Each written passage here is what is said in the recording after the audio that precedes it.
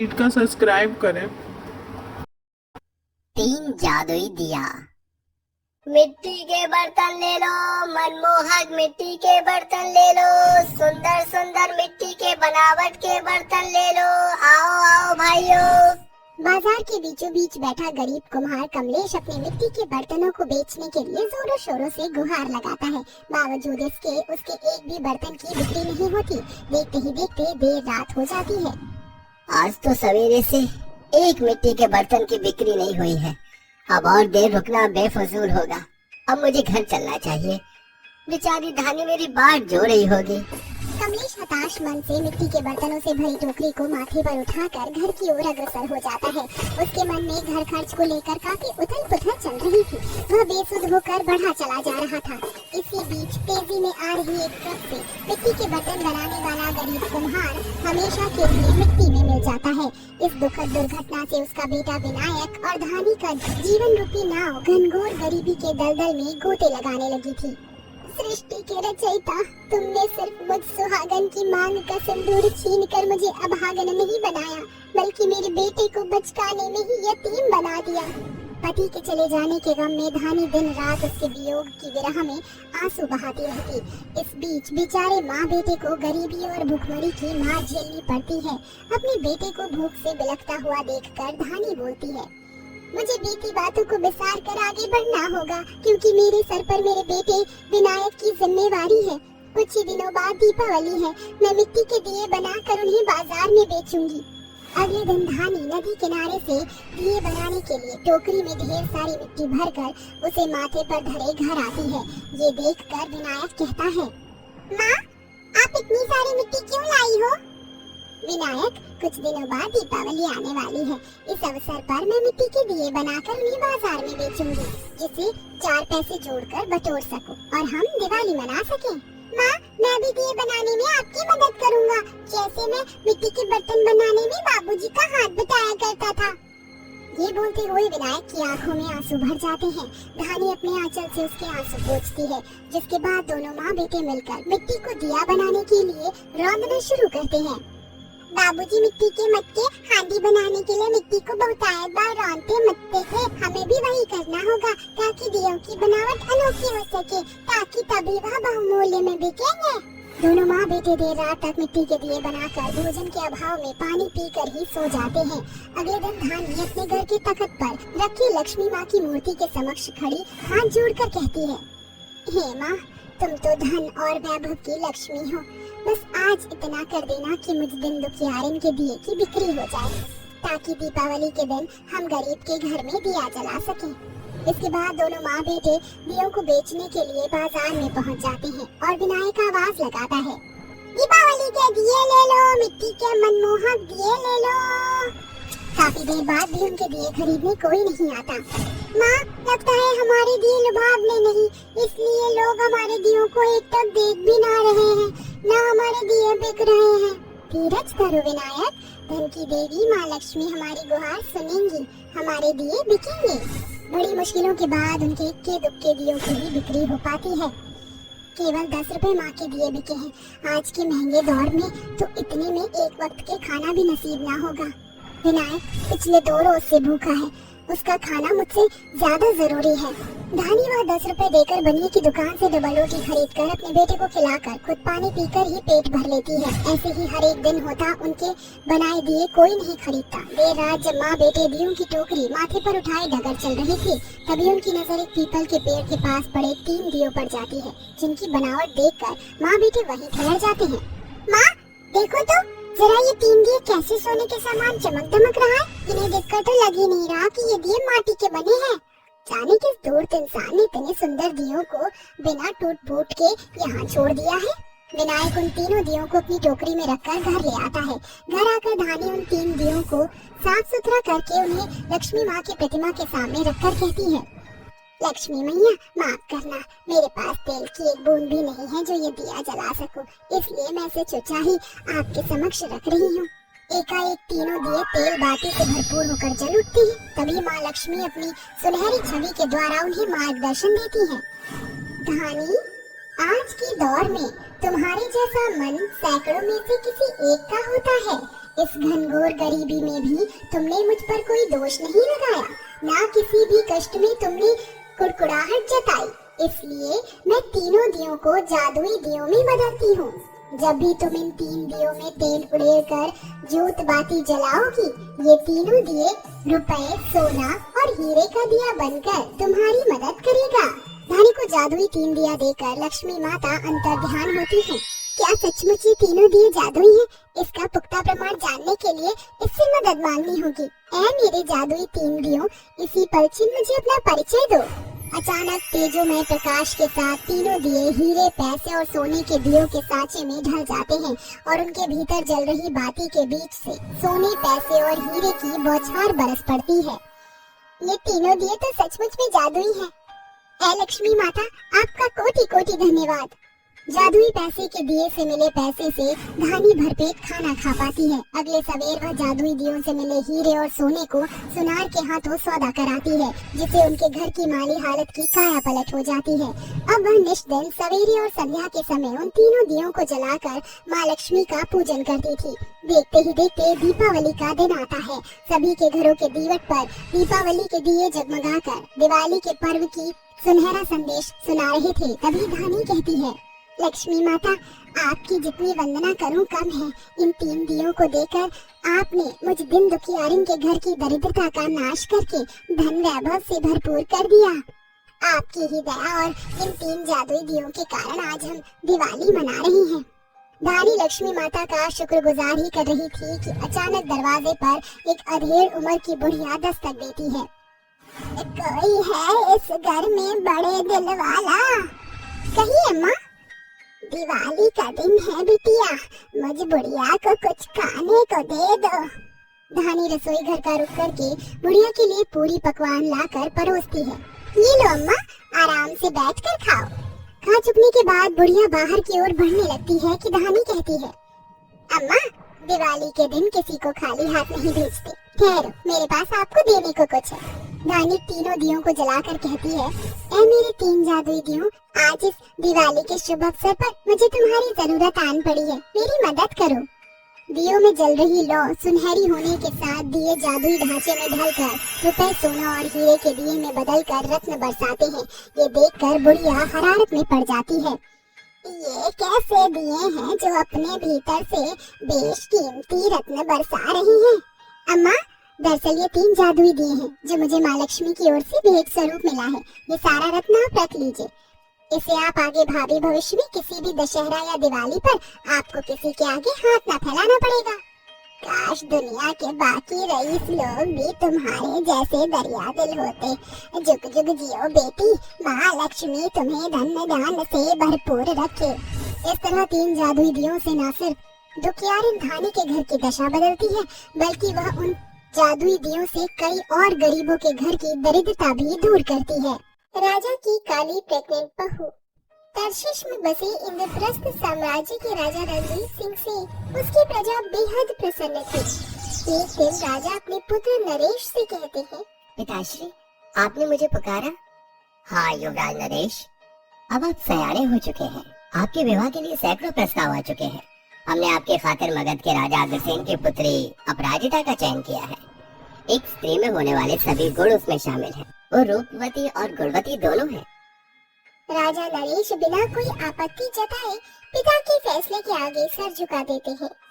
कुछ ही दिनों के बाद राजा के बेटे नरेश और अपराजिता की शादी हो जाती है। सर से पांव तक दुल्हन के लिबास में सजी रानी अपराजिता का दूधिया शरीर हीरे के समान चमक रहा था।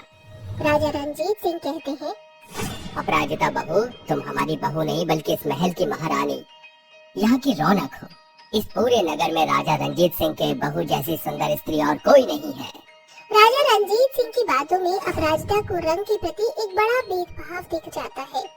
शादी की सेज पर बैठी रानी अपराजिता के मन में सैकड़ों सवाल उठ रहे थे। पता नहीं, पर पिताश्री के वार्तालाप में रंग भेद की कूटनीति दिखाई पड़ रही थी।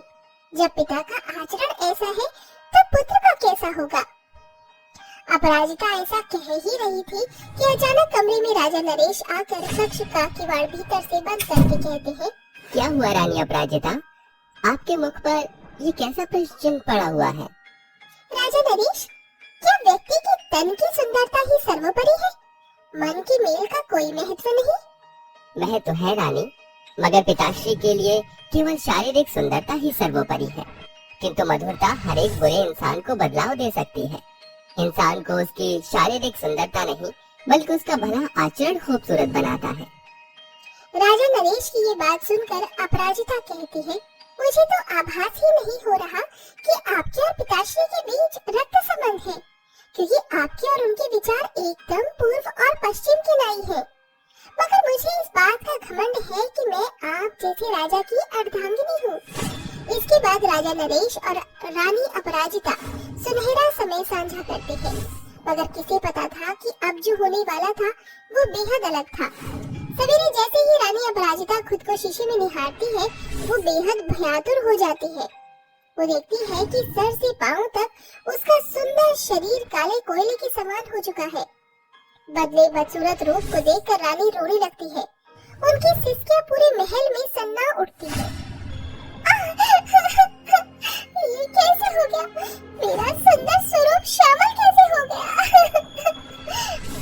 अचानक राजा रंजीत सिंह वहाँ पधारते हैं और बहू का बदला हुआ काला चेहरा देखकर रोष में आकर कहते हैं, बहू रानी, ये क्या? तुम्हारा कंचन मुख काली बदरा में कैसे बदल गया है? राजा रंजीत सिंह की बहू काली, ये हमें कदापि मंजूर नहीं। रानी अपराजिता के मन में सैकड़ों सवालों के सैलाब उमड़ रहे थे। अपनी बदसूरती को लेकर उनकी आंखों में बदरा बरस रही थी। ऐसे में काले रूप को लेकर ससुर की कड़वे बोल उनके मन को घायल करने में बाण का काम कर रहे थे। राजा अग्रसेन ने हमारे संग छल किया। उनकी बेटी का सुंदर स्वरूप महज एक मिथ्या थी। सौंदर्य प्रसाधन के सहारे उन्होंने अपने काली बेटी को हमारी बहू बनाकर भेजा। इससे पहले कि हम अपना आपा खो बैठे, दासियों, इस काली बहू को काल कोठरी में डाल दिया जाए। पिता के फैसले के आगे राजा नरेश चुप हो जाते हैं। 2 माह बीत जाते हैं। फिर एक रोज काल कोठरी में बंद काली बहू बेहोश हो जाती है, जहाँ एक वैद्य से उनकी जांच पड़ताल में ये पता चलता है कि राजा रंजीत सिंह की बहू गर्भवती है। कदापि नहीं, इस काली बहू की कोख से जन्म लेने वाला अंश भी इसके जैसा नकुशा निकलेगा। राजा रंजीत सिंह इस काली कुरूपा बहू को देश निकाला देते हैं। कहते हैं ना कि जब पानी सर से ऊपर हो जाए तो गूंगे भी बोलने पर मजबूर हो जाते हैं। आखिरकार राजा नरेश बोल पड़ते हैं, पिताश्री, कोख का फल तो ईश्वर का आशीर्वाद होता है। आप अपनी बहू को इसलिए देश निकाला दे रहे हैं क्योंकि वो काली है? ये कहाँ का न्याय है? राजा नरेश, तुम्हारा इतना दुस्साहस कि अब तुम अपने पिता से प्रश्न करोगे। दोनों बाप बेटे के बीच की बहस बढ़ता देखकर काली बहू कहती है, कृपया आप दोनों शांत हो जाइए। पिताश्री, आपकी इच्छा अनुसार मैं काली बहू अपने कोख में पल रहे अंश के साथ इस नगर से जा रही हूँ। राजा नरेश, आपको मेरे सिंदूर की सौगंध, मेरे पीछे न आना। सतयुग में रानी सीता को भी गर्भावस्था में अग्नि परीक्षा से गुजरना पड़ा था। अब मेरी बारी है। काली बहू अपने ससुर के फैसले के आगे सर झुकाकर इंद्रप्रस्थ साम्राज्य से निकल जाती है, जिसके बाद साम्राज्य छिन्न भिन्न हो जाता है। प्रजा के बीच त्राही त्राही मच जाती है, जिससे परेशान होकर राजा रंजीत सिंह पुरोहित आचार्य को महल में आने का आमंत्रण देते हैं। प्रणाम पुरोहित जी। वर्षों से जो साम्राज्य सुख समृद्धि से परिपूर्ण था, वो आज चरमरा चुका है। धरा बंजर बेजान पड़ी है, सरोवर भी सूख गए। आखिर ये क्यों? जो बोया है ये उसकी कटनी है, करनी होगी राजा। इस साम्राज्य पर एक सामरी स्त्री का श्राप है। ये सुनकर राजा रंजीत सिंह बीते दिनों में खो जाते हैं। राजा रंजीत सिंह हाल ही में राजगद्दी पर बैठे थे। उनके महल में सैकड़ों दासियां थी। उनमें से एक थी भागीरथी की पुत्री भार्गवी। वो बेहद सांवली थी, मगर उसका नयन नक्श तजोमय था। वो निस्दिन महल में पानी पहुंचाती थी। वासना में लिप्त राजा ने भार्गवी को अपनी शारीरिक भोग विलास का साधन बनाया। भार्गवी की गर्भवती होने की खबर जब उसकी माँ भागीरथी को जान पड़ती है, तो वो कहती है, भार्गवी, तुम्हारी कोख में किसका अंश है? बोलो भार्गवी, इससे पहले कि देर हो। वो कपकपाती जुबान से कहती है, राजा रंजीत सिंह। भागीरथी भार्गवी को लेकर राजा रंजीत सिंह के महल में आती है। राजा उसे एकांत में बात करते हैं। राजा, मेरी भार्गवी पेट से है, आप पिता बनने वाले हैं, मेरी बेटी को स्वीकार कर लीजिए। राजा उन्हें सोने की अशर्फी से भरी पोटली पकड़ाते हुए कहते हैं, रात के अंधियारे और दिन के उजाले का कोई मेल नहीं। तुमने सोचा भी कैसे मैं तुम्हारी काली बेटी मेरी पत्नी बनने योग्य है? ये लो और जल्दी बनो। ऐसा न कहिए महाराज, मेरे कालेपन की सजा मेरी कोख को मत दीजिए। हमारे समाज में बिना पिता के पुत्र जन्मने वाली सामरी स्त्री को नगर वधू बनना पड़ता है। तो फिर बन जाओ नगर वधू, इससे लोगों का मनोरंजन तो होगा। ये सुनकर गर्भवती भार्गवी रोष में आकर कहती है, महाराज रंजीत सिंह, तुमने मेरे कालेपन के कारण मेरी काया और कोख दोनों पर कालिक पोती है। मैं सामरी स्त्री तुम्हें श्राप देती हूँ कि तुम्हारे पुत्र की संगनी विवाह की पहली रात सुहाग की सेज पर ही काली बहू बनकर गर्भवती होकर डगर डगर भटकेगी। पिता के पापों की कटनी पुत्र पर पड़ती है। राजन, उस स्त्री के श्राप से ही तुम्हारी बहू बहुत काली बन गई है। इस श्राप का कोई तो समाधान होगा। है, तुम्हें उस सामरी स्त्री और उसके पुत्र को स्वीकार करना होगा, जिसके पश्चात तुम्हारी काली बहू अपने असली अक्ष में आ जाएगी। राजा स्वयं अपने घोड़े पर सवार होकर साम्राज्य की सीमा में जाते हैं। अंत में उन्हें इंद्रप्रस्थ के जंगल में एक कुटिया दिखाई देती है, जहाँ उनकी काली बहू और भार्गवी एक साथ दिखती है। पिताश्री, आप यहाँ? पुत्री, क्या तुम इस उद्दंड राजा को जानती हो? ये मेरे ससुर हैं। ये सुनकर भार्गवी अचंभित हो जाती है और राजा रंजीत सिंह उसके पैरों में गिरकर कहते हैं, भार्गवी, मैं बेबस राजा तुम्हारे पैरों में पड़ा हूँ, मुझे माफ कर दो। ससुर के श्राप की सजा मेरी बहू को मिल रही है।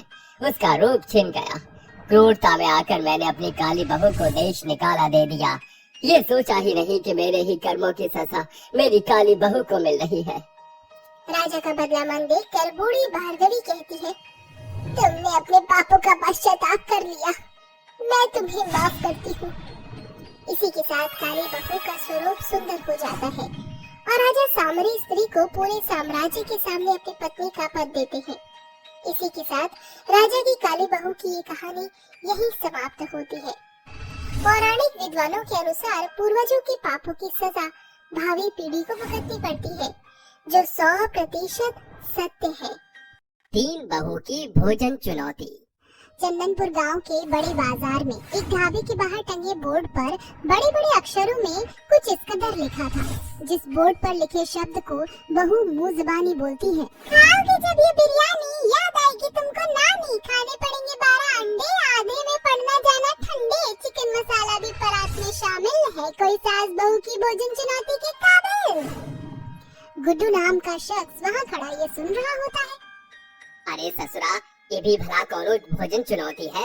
अरे ये तनिक सा खाना तो गुड्डू रंगीला क्षण भर के भीतर खत्म कर जाई। अरे ओ बुद्धू रंगीला। अरे काकी, तनिक कायदे में नाम ले लियो हमार। हमें छपरा के गुड्डू रंगीला। रंगीला हो या घोड़े का तबेला, है तो तू छपरी ही भाई, और इस पाव भर के पेट में तू क्या ही भोजन चुनौती पूरी करेगा। अरे काकी, हमका हल्के में नहीं लियो। गांव में कितना बेर हम लिट्टी चोखा का चुनौती बाकायदा जीत के बैठे हैं। इस भोजन चुनौती में तुझे एक बड़ी परात में थक्कम तेल खाना मिलेगा, जिसमें खरा मटन मसाला, 10 बड़ी थाली बिरयानी, 12 अंडे और 15 रोटियां हैं। अगर 15 मिनट के भीतर तू ये सारा खाना सपाचट कर जाता है तो तुझे 5000 रुपए मिलेंगे, वरना 5000 रुपए के साथ तुझे परात के पूरे खाने का पैसा चुकाना पड़ेगा। बोल, हम सास बहू की शर्त मंजूर है? एकदम काकी, तुम सास बहुरिया तो बस 5000 के नोटों के बंडल बांध लो। ताव में आकर गुड्डू रंगीला सास बहू की भोजन चुनौती स्वीकार तो कर लेता है, जिसके बाद बहू उसे खाने से भरी परात परोसती है। वहीं सास टाइमर सेट करती है, मगर सास बहू के खाने के इक्के दुक्के कौर खाते ही उसके कानों से जोरदार धुआं निकलने लगता है और वह कहता है, अरे राजनीति खेल गई डाइन। हे बाबूजी, बचाओ हमके। अरे ये खाने का कौर है कि मौत का कौर? जरूरी ससुरी सास बहुरियाई भोजन चुनौती माँ मिर्च मसाले का जबरदस्त तड़का मारी है। ससुरा कानपुर में हड़ताल हुई गवाह। 15 मिनट बाद, तुम तो शर्त हार चुके हो, जल्दी से पूरे 5000 रुपए निकालो। अरे 5000 नहीं, तो के तो कदुआ मिली कदुआ। ये सुनकर गुस्से से बौखलाई बहू रज्जू गुड्डू की गर्दन पकड़कर कहती है, गुड्डी रंगीला पूरे 5000 रुपए निकालने वाला ऐसा हाल करूंगी कि गुड्डी रंगीला से ढीला बनता डोलेगा। भोजन चुनौती से हारने के कारण बेचारा गुड्डू को पूरे 5000 रुपए का भुगतान करना पड़ता है। ढाबे से बाहर जाते हुए खुद में बुदबुदाता है, बाबूजी वो 5000 रुपया घुइया की खेती बाड़ी से जोड़ बटोर करके हमके ई पास से दिए रहे थे कि हम शहर में काम धाम करी हैं। इतना आस लेकर शहर आए रहे कि हम कच्चे बनियान का खोखा खोल पाए। सारा श्रद्धा गर्दा गर्दा हो गए। समय गुजरता है, जिस किसी की भी नजर सास बहू के ढाबे के बोर्ड पर लिखे भोजन चुनौती पर पड़ती है, वह बाहुबली बनकर वहां आ जाता है। ऐसे ही एक रोज मोटा राम नाम का थोथोला शख्स उनके ढाबे पर आता है, जिसे देखकर सास बहू खुसर पुसर करती हुई कहती है, अरे राम जी, ये मोटा राम कहाँ से पधार पड़ा? हमारी भोजन चुनौती के परास से दुगना तो इस पिटल्लू का पेट है। कहीं ऐसा ना हो कि ये भैंसा हमारी भोजन चुनौती को जीतकर 5000 ले जाए। बहू बेफिक्र हो जा, इस मोटल्ले गैंडे के पेट में आधे से ज्यादा तो गैस के गोलों ने घेर रखी होगी। देखना, आधे खाने में ही ये पुस्सी बम की तरह फुट पड़ेगा। अरे जल्दी से खाने से भरा परात सामने रखो। आज तो मोटा राम इस भोजन चुनौती को जीतकर पूरे 5000 रुपए लेकर ही जाएगा। रज्जू झटपट से मोटा राम के आगे खाने से लबालब भरी परात परोसती है, जिसमें 10 बड़ी थाली बिरयानी, 12 अंडे, 15 रोटियां और खरा मटन मसाला होता है। खाना शुरू करो मोटा राम। अगर 15 मिनट के भीतर तुम इस परात के पूरे खाने को सपाचट कर जाते हो तो जीत के तौर पर तुम्हें पूरे 5000 की रकम अदा की जाएगी। मोटा राम हाथ मलते हुए अपने पेट को सहलाकर परात में रखे खाने को एकाएक खाने लगता है। वह कभी मटन मसाला खाता तो कभी चपाती तो कभी अंडे खाता। बावजूद इसके 15 मिनट में वह परात में भरे आधे खाने को भी खत्म करने में असफल रहता है। 15 मिनट पार हो चुके हैं, तुम भोजन चुनौती हार चुके हो। चलो निकालो पूरे 5000। मोटा राम एक लंबी सी डकार मारता है। माँ जी, इससे पहले कि इसका डकार विस्फोटक बम में बदले, इससे पैसे लेकर चलता करो। ये लो 5000 रुपए। समय गुजरता है, भोजन चुनौती के बलबूते पर सास बहू की भली कमाई हो रही। आखिरकार अब तक एक भी शख्स सास बहू की भोजन चुनौती को पार करने में सफल जो नहीं हो सका था। एक सांझ सास बहू बातें करती हुई कहती है, बहू, ये भोजन चुनौती का बोर्ड ही हम सास बहू के ढाबे की जान है। ससुरा किसी के माई के लाल में इतना दम ही नहीं जो एक बार में परात भरकर खाना खत्म कर जाए। हाँ माँ जी, इस भोजन चुनौती से हम सास बहू आम के आम गुठलियों के दाम भी हासिल कर लेते हैं। सास बहू की भोजन चुनौती की खबर आसपास के सभी गांव में सनसनीखेज कर देती है। तभी एक दिन रमीला, शर्मिला और उर्मिला राम की 3 बहुएं वहां आकर सास बहू की भोजन की चुनौती को चैलेंज करती हैं। हेलो आंटी जी, हम तीनों बहुएं आप सास बहू की भोजन चुनौती को चैलेंज करते हैं। तीनों बहुओं का स्लिम फिगर देखकर सास बहू एक दूसरे को एकटक निहारते हुए बोलती हैं, अरे ये तुम तीनों बहुओं के बस की बात नहीं। अरे अच्छे खासे लोग भी हमारी इस भोजन चुनौती को बरसक जीत ना सके। सासू माँ, इन तीनों बेजान बहुओं को खाने की जरूरत है, खाने दीजिए। मगर हमारी एक शर्त है, अगर हम बहुएं इस भोजन चुनौती को पूरा कर गयी तो आगे से आपको हम बहुओं को हमेशा मुफ्त में खाना खिलाना पड़ेगा। हाँ, हमें मंजूर है, पहले जीत तो जाओ। रज्जू तीनों बहुओं के लिए बड़ा सा खाने का टेबल लगाकर उन तीनों के आगे खाने से लबालब भरी पूरी परात रख देती है। तभी सरिता कहती है, तुम तीनों का समय शुरू होता है। तीनों बहुएं तेज तर्रार रफ्तार से खाने लगती है। कभी वह मटन खाती तो कभी गपा गपंडे खा रही थी।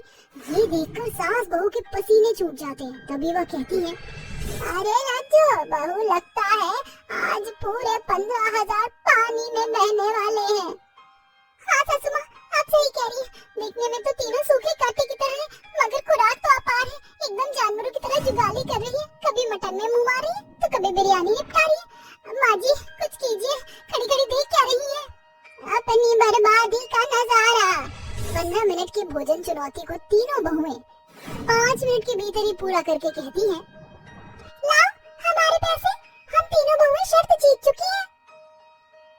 तुम तीनों साधारण इंसान नहीं हो, जरूर तुम भुक्कड़ दानव हो, इसीलिए इस कठिन भोजन चुनौती को 5 मिनट में पार कर गई।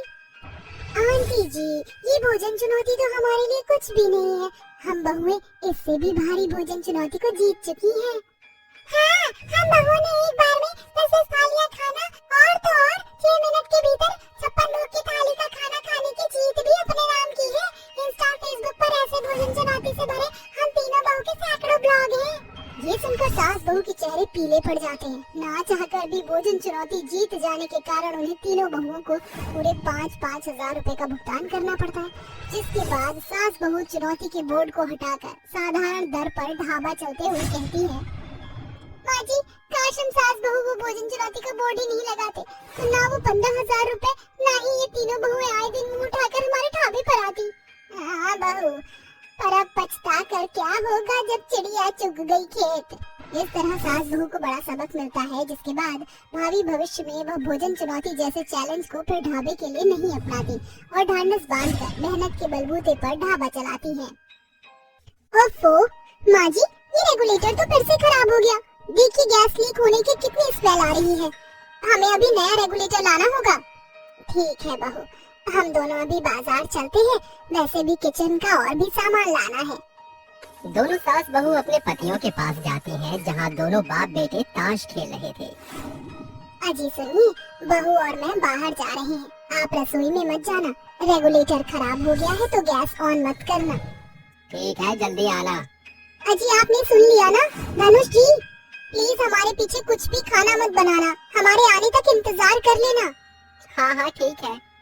अरे आप दोनों ने सुन लिया ना, हम जा रहे हैं, आकर आपकी 4 बजे वाली चाय बना देंगे। अरे माँ, कितना बोलोगी, जाओ ना, सब सुन लिया। अच्छा ठीक है। ये कहकर दोनों मार्केट जाकर सामान खरीदने लगते हैं। वहीं दूसरी ओर दिवाकर अपने बेटे से कहता है, अरे बेटा, अब मैं बहुत बोर हो गया हूँ, ये खेलते खेलते ऐसा कर 2 कप चाय बना ले। ठीक है पिताजी। अरे माँ और सुरेखा कुछ कह रही थी जाते वक्त, आपने सुनी क्या उनकी बातें? अरे पता नहीं क्या कह रही थी, तुझे तो पता ही है, कहीं भी जाएंगे तो 10 बातें सुना कर जाएंगे। ये मत करना, वो मत करना, इनकी छोड़, तू चाय लिया मेरे लिए। ठीक है पिताजी। ये कहकर धनुष चाय बनाने चला जाता है।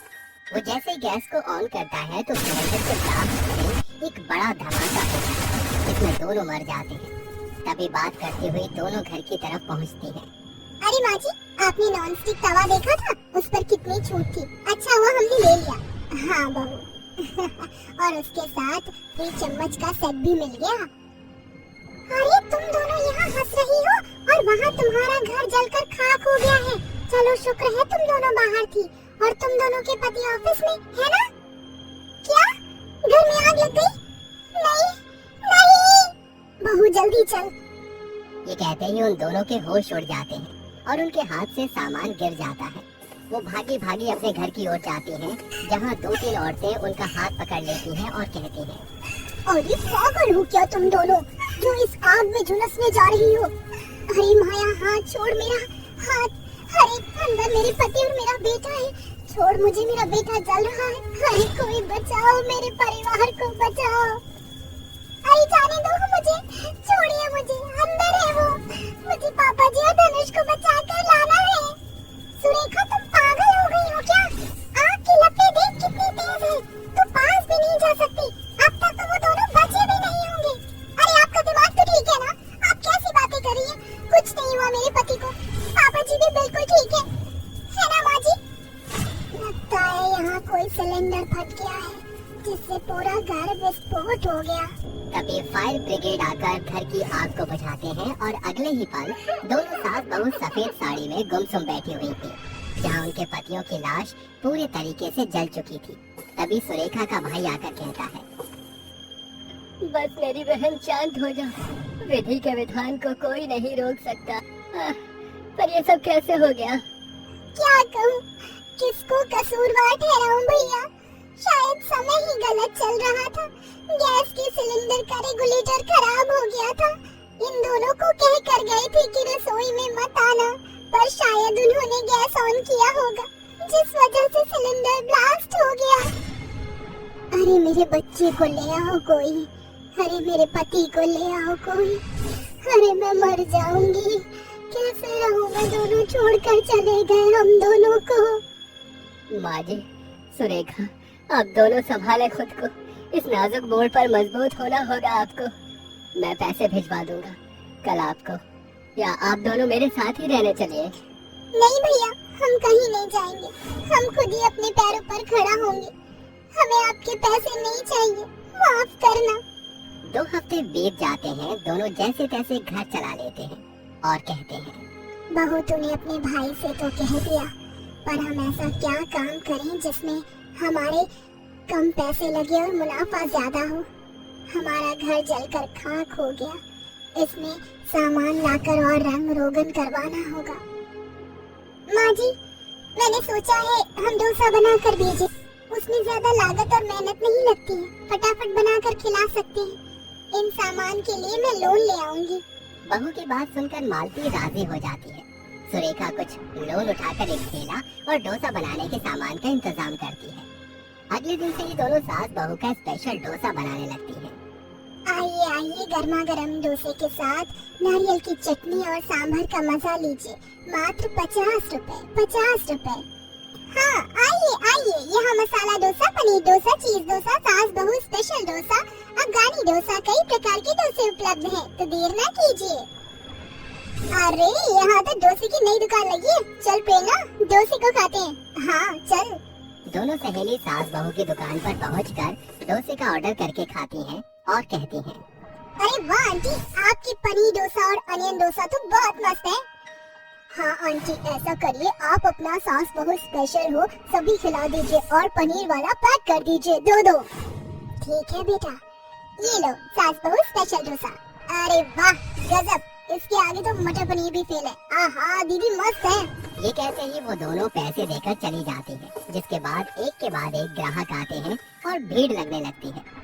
अरे दीदी, मुझे 3 प्लेट डोसा पैक कर दीजिए और एक खाने को दे दीजिए। ये लो, और पैक कौन सी करनी है? ये सास बहू स्पेशल डोसा, चीज डोसा और मसाला डोसा। अरे वाह वाह, ऐसा स्वादिष्ट डोसा तो मैंने आज तक नहीं खाया। शुक्रिया। पहले दिन ही सास बहू के डोसे की बहुत अच्छी कमाई होती है, जिससे वो डोसे का और सामान ले जाते हैं। माँ जी, मुझे तो यकीन ही नहीं हो रहा कि हमारी डोसे की दुकान पहले दिन से ही चल पड़ी। हाँ बेटा, मैंने सिर्फ 1000 रुपए ही लगाए थे और कमाई 7000 की हुई है।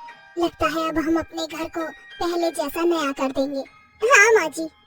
अगले दिन भी सास बहू डोसा बेचकर बहुत कमाई करती हैं और अलग अलग प्रकार के डोसे बेचकर वो मशहूर होने लगती हैं। उनकी 6 महीने की मेहनत उन्हें ठेले से एक बड़ी दुकान में पहुंचा देती है।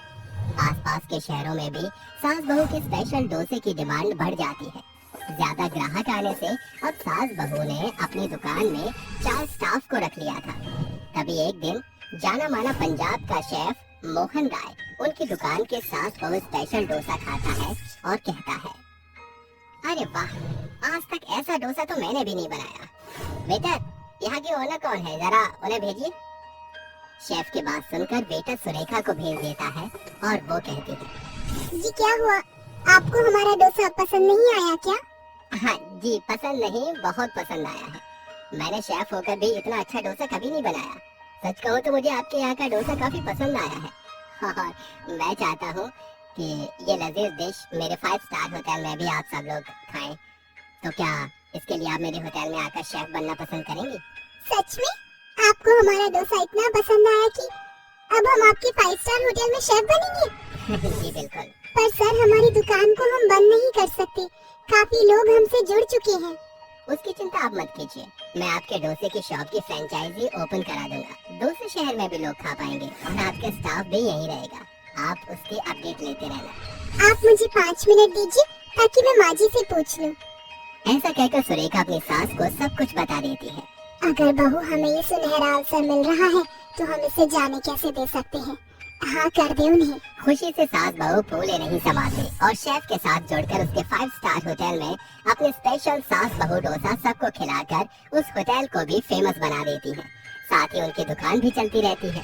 उनकी फ्रेंचाइजी ओपन हो जाती है और अपने जले हुए घर को वो एक बेहद सुंदर बंगला बनाकर उसमें खुशी खुशी रहने लगती है। चुड़ैल की सुनहरे बाल वाली बेटी। मार डालूंगी, मैं तुम सबको मार डालूंगी। नफरत होती है मुझे तुम जैसे इंसानों से। देखना अब मैं अपनी शक्ति का कितना प्रयोग करके तुम सबके साथ क्या करूंगी। देखो चुड़ैल रानी, हमारे साथ ऐसा मत करो। तुम्हारे आगे हाथ जोड़ता हूँ, दूसरों की सजा मासूम लोगों को मत दो। मुझे तुम्हारी बकवास बातों से कोई फर्क नहीं पड़ता। मुझे जो करना है मैं करके ही रहूंगी। ये कहते ही चुड़ैल एक के बाद एक लोगों को उठाकर पटकती है तो किसी को मारती है। तूफान थमने के बाद उसकी 5 साल की बेटी अंबिका आती है, जिसके बहुत बड़े सुनहरे बाल थे जो कि जमीन तक पहुंचते थे। चुड़ैल अपनी बेटी को आता देखकर इंसानी रूप में आकर कहती है, अंबिका बेटा, तुम यहाँ क्या कर रही हो? तुम्हें यहाँ नहीं आना चाहिए था। माँ, बहुत भूख लग रही है, खाना चाहिए। अच्छा चलो, मैं तुम्हारे लिए खाना बना देती हूँ। इस तरह से दोनों माँ बेटी घर जाकर एक साथ खाना खाते हैं। चुड़ैल फिर गायब हो जाती है और उसकी बेटी अंबिका बाहर खेलने चली जाती है। प्रीति अंबिका के साथ खेल रही थी कि तूफान से एक पेड़ टूटकर उस पर गिरने वाला था।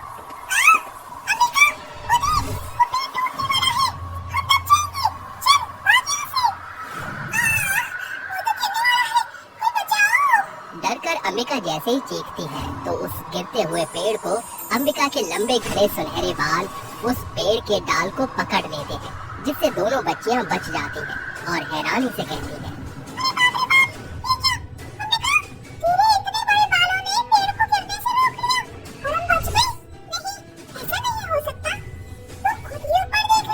प्रीति के कहने से जैसे ही अंबिका ऊपर की ओर देखती है तो वो अपने बालों से उसको पकड़े हुए पाती है।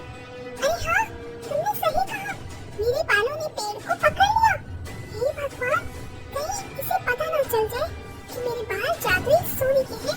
अरे अंबिका, तेरे पास कोई जादुई शक्ति है क्या? ये कैसे किया तूने? जादू? कोई जादू नहीं है, मुझे नहीं पता। ये सब कैसे हुआ? चल, चलते हैं यहाँ से। शुक्र है, प्रीति को शक नहीं हुआ। तभी अंबिका के बाल पेड़ को झटके से गिरा देते हैं और वो अपने दोस्त के साथ चली जाती है। अगले दिन अंबिका जमीन पर गोला बनाकर खेल रही थी। तभी एक रोती हुई औरत को देखकर अंबिका कहती है, अरे आंटी, आप रो क्यों रही हो? क्या हुआ? किसी ने आपको मारा क्या? अब तुझे क्या बताऊं बेटा? फिर भी आप कोशिश कीजिए, क्या पता मैं आपकी मदद कर दूं। अरे बेटा, कल मेरी बेटी की शादी है और आज मेरे घर में चोर ने आकर सारे पैसे और सोने गहने चुरा लिए। अब मैं क्या करूं? मैं अपनी बेटी की शादी कैसे करूंगी? आंटी, आप फिक्र मत करो, आप अपनी बेटी की शादी जरूर कराओगे और आप पर गहने भी होंगे। आसपास कोई नहीं है, जल्दी से आंटी को सुनहरे बाल दे देती हूँ। ये कहकर अंबिका अपने लंबे सुनहरे बालों में से कुछ बालों को तोड़कर उस आंटी को देकर कहती है, आंटी, ये सोने के बाल हैं, आप इसे बेचकर सोने के गहने बनवा लीजिए। और हाँ, किसी को बताइएगा मत। बेटा, तूने अपने बाल तोड़ दिए, तुझे दर्द नहीं हुआ और तेरे ये बाल सोने के कैसे हैं?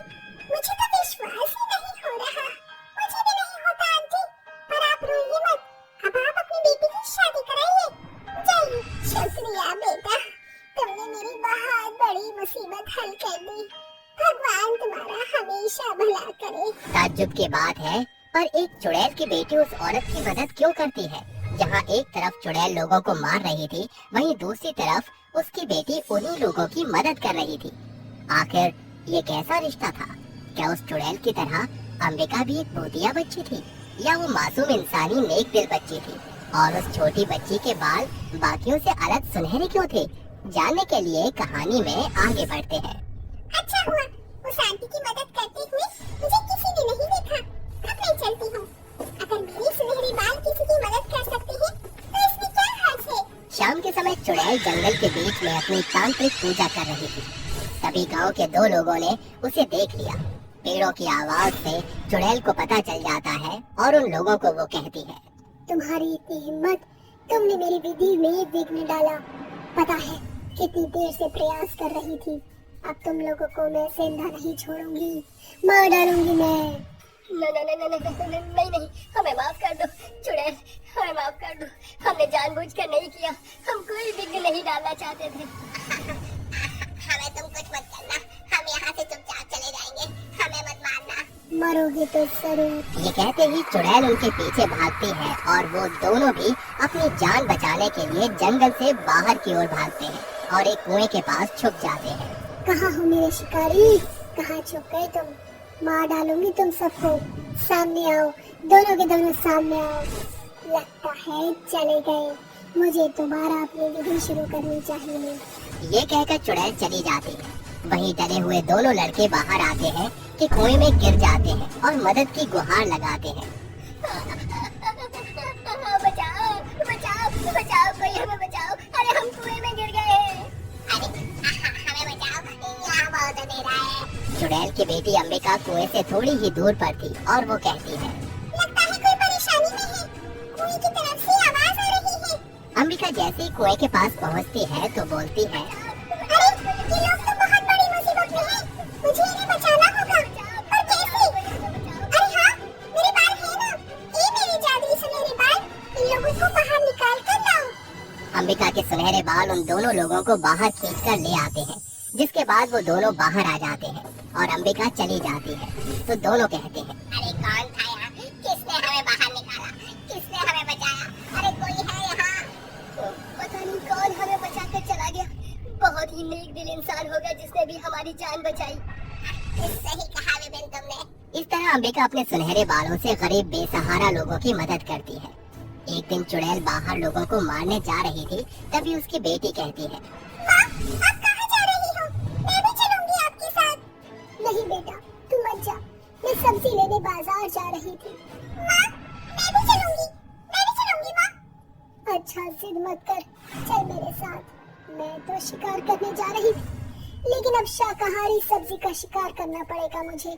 जब मेरी बेटी बड़ी होगी, तब शायद मैं उसे अपने चुड़ैल रूप के बारे में बता पाऊँ। अरे माँ, क्या सोच रही हो आप? चलो। हाँ, चलो। इस तरह चुड़ैल अपनी बेटी को लेकर बाजार जाती है। तभी अंबिका को लाइन में बैठे हुए भूखे लोग मिलते हैं जो कहते हैं, अरे बेटा, हमें खाना दे दो, बहुत भूख लगी है।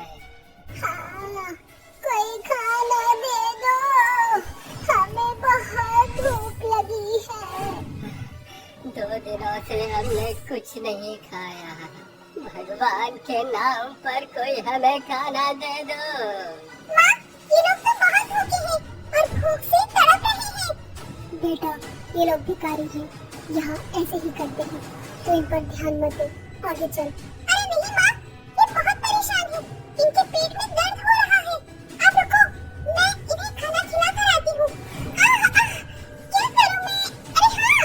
ये कहकर अंबिका को सामने ढाबा दिखता है और अपने सुनहरे बाल तोड़कर उन्हें दे देती है और बदले में बहुत सारा खाना लाकर गरीब भूखे लोगों को खिला देती है।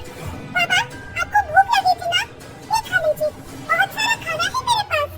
ये लो अम्मा, आप भी खा लो, और आप भी। ये सब होता हुआ चुड़ैल की आंखों से आंसू निकल आते हैं और अपनी बेटी को वो कहती है, मेरी छोटी सी बच्ची, तू बहुत होशियार है, लोगों की मदद करती है। हाँ माँ, पर आप रो क्यों रही हो? मैं तो हमेशा अपने सुनहरे बाल तोड़कर लोगों की मदद करती हूँ।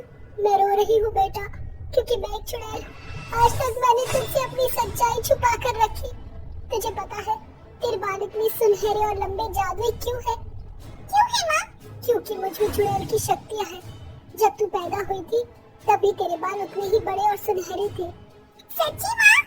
मैंने चुड़ैल होकर लोगों को मारा और तूने मेरी बेटी होकर मुझे आईना दिखा दिया। इसीलिए आपसे मैं वादा करती हूँ कि मैं भी लोगों को नहीं मारा करूँगी, तेरी तरह लोगों की मदद किया करूँगी। तुझे मुझसे डर तो नहीं लग रहा ना? नहीं माँ। तब से चुड़ैल अंबिका की तरह लोगों की मदद किया करती थी।